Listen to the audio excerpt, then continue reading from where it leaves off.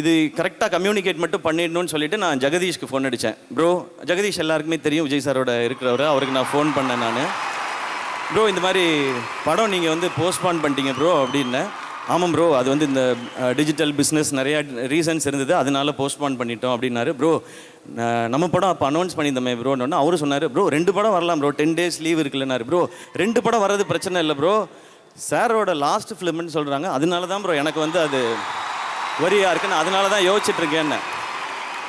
அப்போ ஜெகதீஷ் சொன்னார், ப்ரோ அதெல்லாம் ஒன்றும் பிரச்சனை இல்லை ப்ரோ, நம்ம 2 படமும் சூப்பராக இருக்கும் அப்படின்னாரு. இல்லை ப்ரோ, இதை நீங்கள் நல்லா புரிஞ்சுக்குங்க, லாஸ்ட் ஃபிலிம்னால சார்கிட்ட என்ன செனாரியோங்கிறத கரெக்டாக இன்ஃபார்ம் பண்ணிவிடுங்க, இல்லைனா நடுவில் யாராவது சிலர் காமெடி பண்ணிகிட்டு இருப்பாங்க தேவையில்லாமல், அதனால நீங்கள் சொல்லிவிடுங்க அப்படின்னு சொன்னேன். நான் 5 minutes கொடுங்க, நான் பேசிட்டு வரேன் அப்படின்னாரு.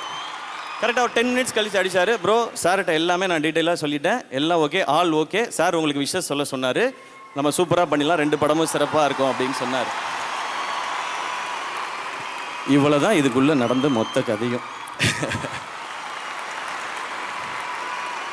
இதை வந்து டோட்டலாக மாற்றி வேறு மாதிரி பேசும்போது அது நம்ம என்ன பண்ண முடியும், சிலருக்கு வன்மம், சிலருக்கு வியாபாரம், சரி அவங்கள டிஸ்டர்ப் பண்ணாமல் நம்ம விட்டுருவோம் அப்படின்ட்டு நமக்கு தெரியும்ல நம்ம என்ன ரெஸ்பெக்ட், என்ன ஈக்குவேஷன் வச்சுருக்கோம்.